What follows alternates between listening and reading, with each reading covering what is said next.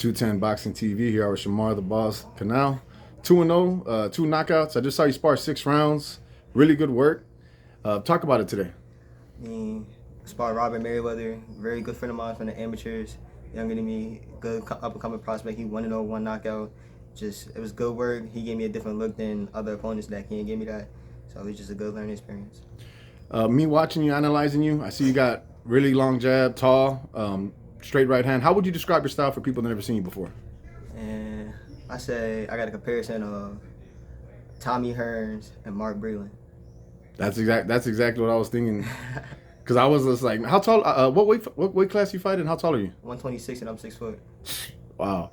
And tell the people a little bit about your amateur background and you working with Team Haney now. Amateur background. I started off boxing at the age of 7. I did almost every tournament in the States. I done traveled overseas. I done placed overseas. I done had gold medals. I done did everything in the amateurs. And I had over 130 amateur fights. I finished my amateur career with about 110 and 20 losses, about 6 nationals, and probably 3 international medals. And now I turned pro at the age of 17, and I linked up with Dev through my manager, Robert Brewster. So after I linked up with them when I was 17, they turned me pro at 18. How is it being under Coach Bill Haney? I see Bill, he's really hands-on. He's a perfectionist. At all times, he wants you on your P's and Q's. How is that being under his guidance? Being under his guidance is a blessing because the way he took me in as family. He see I got talent. He see my work ethic, my drive, my effort to be around Champ, Dev. So basically, he's trying to take what he gave Dev to put into me. Yeah, me and him were chopping it up, having a conversation, and then I don't know what happened, but me and him were chopping up, having a conversation, and then I guess he saw you doing something he didn't like, and right away he started screaming. Do you feel like you need that to take you to the next level, and being around guys like Devin Haney, who's undisputed world champion, is gonna motivate you to be that guy? For sure, it's gonna motivate me because Dev's 3-4 years older than me, undisputed champion. He started his pro career at 16 or 17. I started at the same age. So it's a good blessing. And then, like you said, like how you yelled at me, Uncle Bill, he a perfectionist. If he sees something he don't like, he gonna tell you about it and he gonna fix it for you. How is it being around Devin? We watched him spar today. I'm not gonna talk about the sparring, but how is it watching him, his feints, his jab, and just his all-around boxing skills? I've seen it up close and not on TV.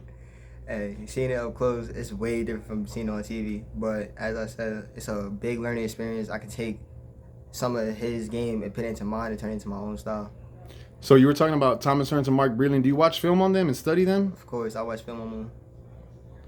Now, I was also going to ask you, who were the guys that you grew up watching besides Thomas Hearns and Mark Breland?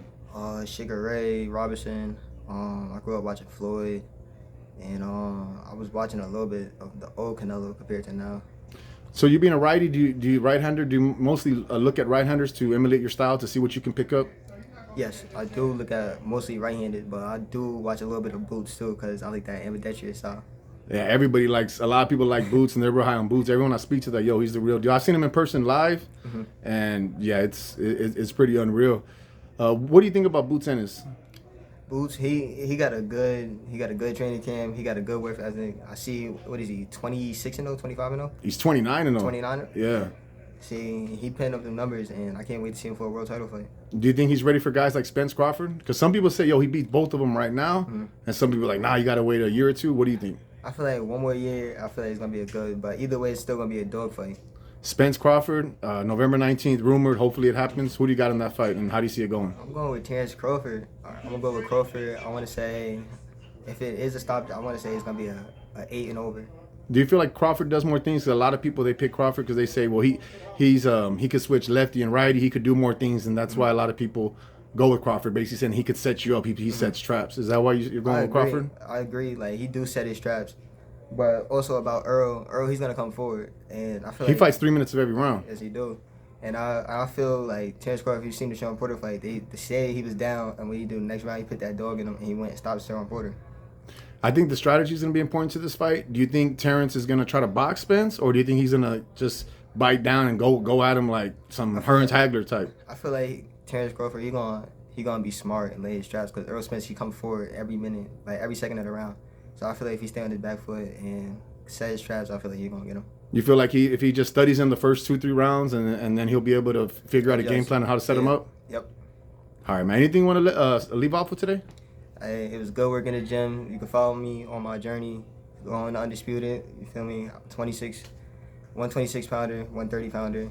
Follow me on Instagram at _Shamar Canal. All right, man. Appreciate you so much.